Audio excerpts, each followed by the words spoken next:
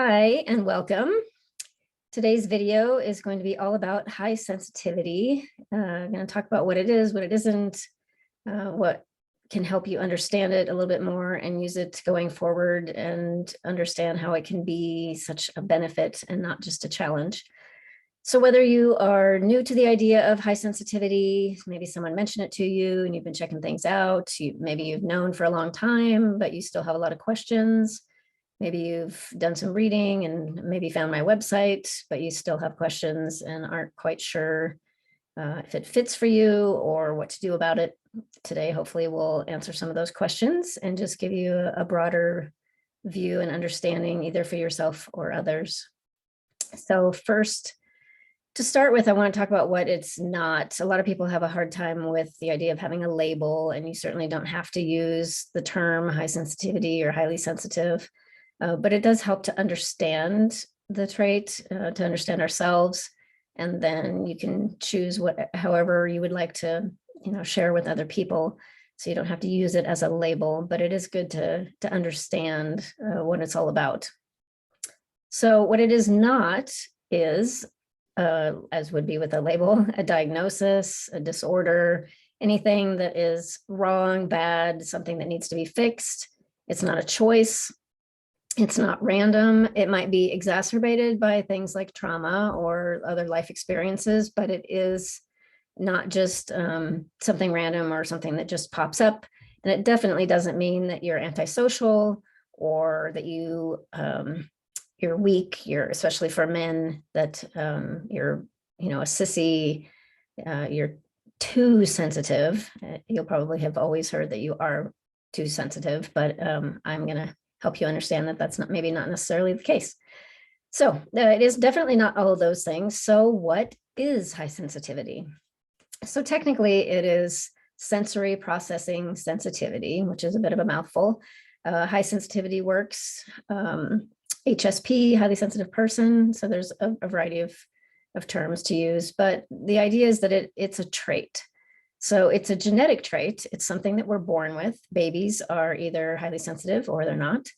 And therefore it's not, again, not a choice, but it is about 20%-ish of the population. Most recent data is showing that it might even be a little higher than that. And it's actually equal among men and women. So there's no, there aren't more highly sensitive women than men. And it's not terribly rare for men to experience that. There's a whole lot more out there than are even aware themselves, I'm sure. And it includes both introvert and extrovert. So high sensitive does not mean just introverted, definitely doesn't mean shy. Person might be shy or introverted, but also might be extroverted. And there's even something called high sensation seeking highly sensitives. So those are not necessarily like a typical extrovert necessarily, but really striving for having a lot going on in their lives. And that can lead to a lot of overwhelm and things that I'll talk about in a bit. But there are definitely, there's a wide range of sensitivity within the highly sensitive trait. But again, it is a trait, and it's just about processing things. So highly sensitive people process things very, very deeply, and more so definitely than non-highly sensitives. But again, it's not right, wrong. So highly sensitives aren't bad, or there's no shaming involved here because there's nothing wrong with it.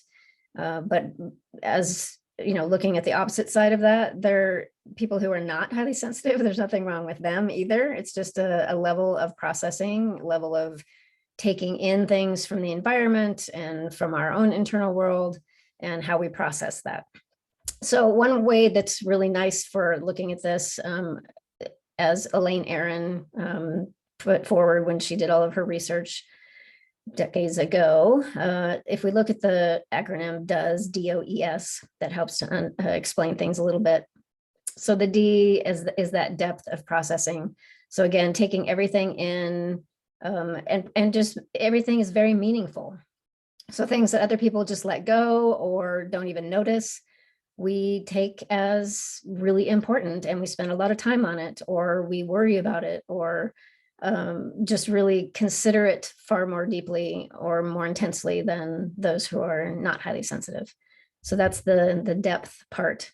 And then we have the O for overstimulation or overwhelm. Because we take everything in, we're like giant sponges and we don't have the same filtering capability, basically. So we pull in stuff constantly throughout our day, throughout our lives, just more and more input. And then we pay attention to that. We spend a lot of energy focused on all of these things that others might let go. And so it can become very overwhelming because we're just spread thin and our attention is going everywhere. And that can lead to a lot of stressful reactions. And then we have the emotionality piece. So those who are highly sensitive, we tend to have very strong emotions.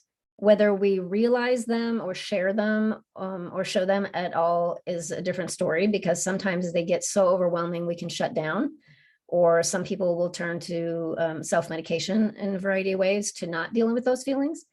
And then on the other side, there can be people who are so externally emotional. People will say that their emotions are too big, and others have a hard time dealing with them because of that intense feeling. So regardless of whether they're actually shown or even experienced, sometimes if they've been pushed down, too much, especially with men who are taught, not to be sensitive, it's all about that emotional experience. It's felt so deeply and emotionally that it becomes a challenge at times. And then we have sensing the subtle, that the S for does. And that's, again, just we take every little thing in, and it's stuff that people otherwise wouldn't even know or notice or be aware of. And then we don't let it go because it's important. And that can be really, really positive. I'll talk a little bit about, what's great about being highly sensitive. But because we notice so many little things, there's a lot of things we don't miss that others would. We see a lot of beauty in things and just aware of every little detail. A ladybug on a leaf as you're walking by on a trail that others just walk right by, so all of these little things. And then of course they're very important because we're processing deeply. So that's kind of a way to understand that the idea of high sensitivity and what that is like as a trait. And it definitely can become very challenging because, we're in the minority, 20%-ish, and the world pretty much is based around the non-highly sensitive ideas and experiences and life views. So it can become very overwhelming for us because that's not really the way we would set things up. If we could orchestrate everything just so, it would look very different than the world does today. It gets very, very busy and stressful these days, and that's even more challenging for us to deal with because there's just so much coming in all the time. So the idea is that we really need to learn how to calm our nervous systems and give ourselves what we need to regroup, to recharge, so that we can handle everything that comes at us in this world. And having that piece of self-care and calming is one of the biggest keys to being able to handle all of that. And once that becomes kind of the norm, we're able to able to handle a lot more that comes. And we can learn how that becomes actually like a superpower. So I'll just talk briefly on that, and then the rest of that will be for another video, another day.